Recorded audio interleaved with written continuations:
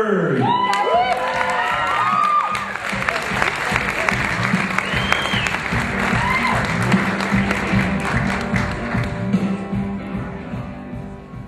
really tall. Okay, we're good. So I know what you guys are thinking. How does that adorable little boy not have a girlfriend? I don't know. Okay, so I kind of need a male volunteer, a single male volunteer. Anybody want to come up and, I can't see you, so you're just going to have to come on up.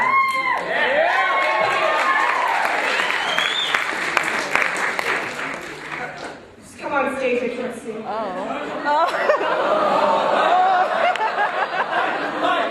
know what's happening, but I like it. Hey. What's your name? Eric. Hi, Eric. So having this kind of haircut, it's sort of hard to date in Provo. And, you know, conceptions, whatever. I hate you.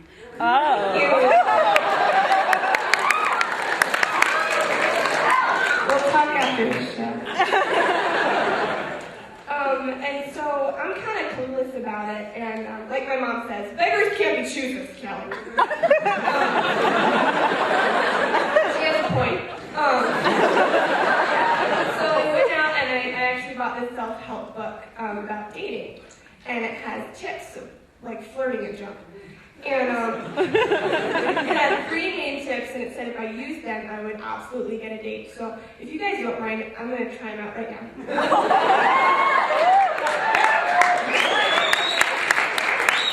Okay.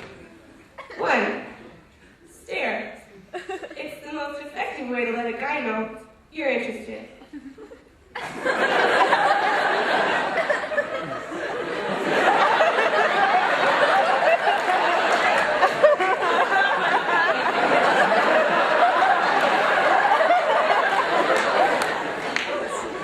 2, talk about sports. Guys love sports. So, athlete's foot is, it's a problem athletes have.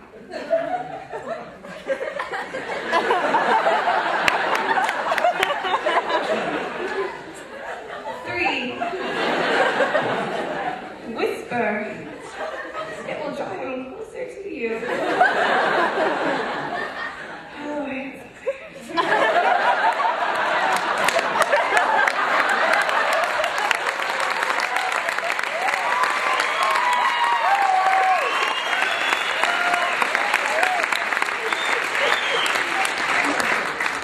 tickle.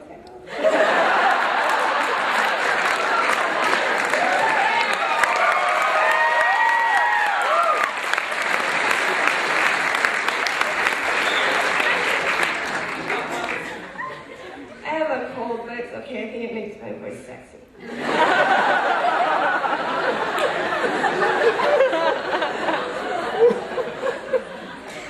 So this may or may not be related to that last joke, but I watch a ton of reality television. A ton of trashy TV. I don't know why I don't get dates. And a staple in my reality trashy TV diet is this show on MTV called The Hills. Does anybody? 4 people, this joke is for you. It's okay. I love that show though, because those girls, their faces never change no matter what they say. It's like they inject emotional Botox. I get that Stephanie's only 80 pounds now, but her face still looks fat.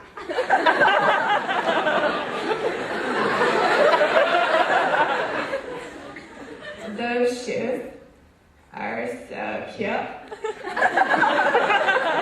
I could literally die.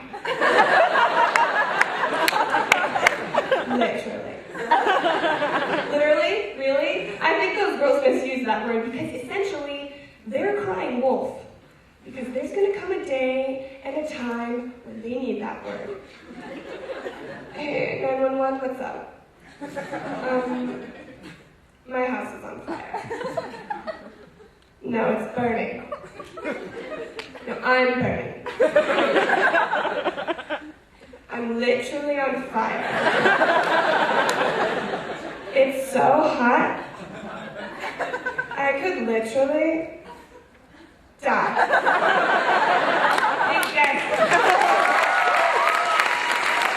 Yeah! Coming to the stage from Seattle, Washington, MattStringham.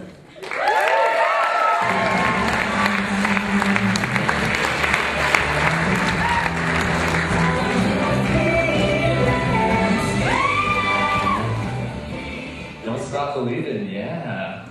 That's the EFY theme this year. Sorry, Stephen, I gotta call you out on this. I'm from Washington, D.C., not Seattle, Washington. It's a little bit different. General Conference was last weekend. Who loves General Conference?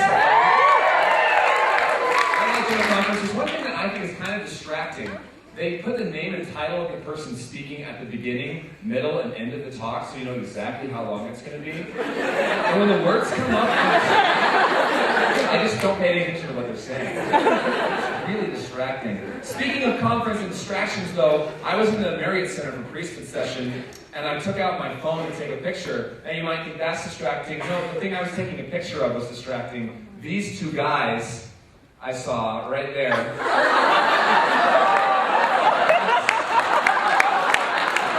That is inappropriate.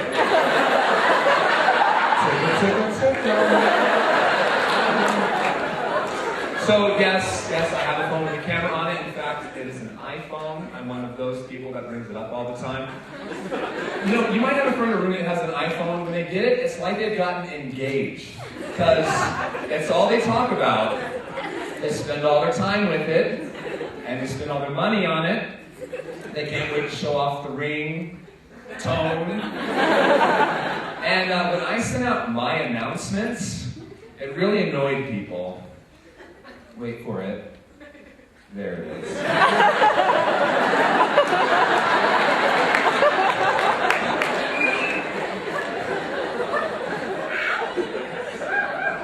So, I can't remember what my next joke is, so I'm just going to shoot in the dark. It's all about dating and marriage here at BYU, and I feel like a lot of times BYU police officers think that that's part of their job description. I'll give you an example. My friend ran a stop sign on campus, and he got pulled over by a BYU police officer, and the officer actually told him, he had a girl in the car with him, they weren't dating anything, but he said, if you take the girl out for a milkshake, I'll let you off with a warning. So be on the lookout on campus for the matchmaker cop. I'd like to go on a police ride-along with this guy. You know, he's like, there's two people arguing over who the rightful owner of a bicycle is, and he's like, hey folks, here's $5. Why don't you rent a tandem bicycle and have a fun day together? Or he's arresting an arsonist. Oh, so you like it hot, huh?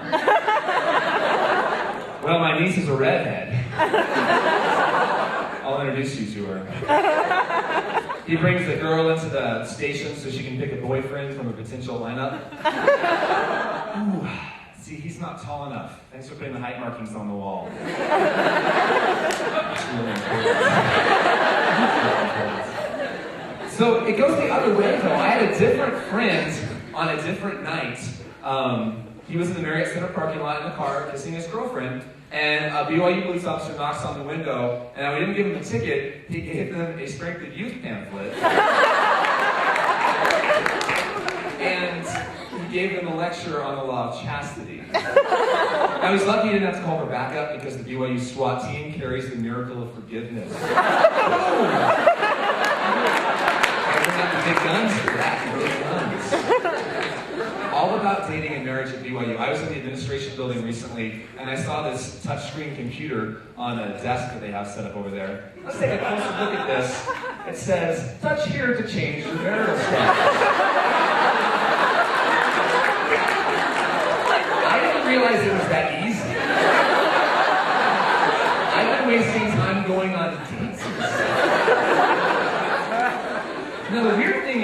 There wasn't a line at this computer. You'd imagine people would be coming from miles around to take advantage of this service.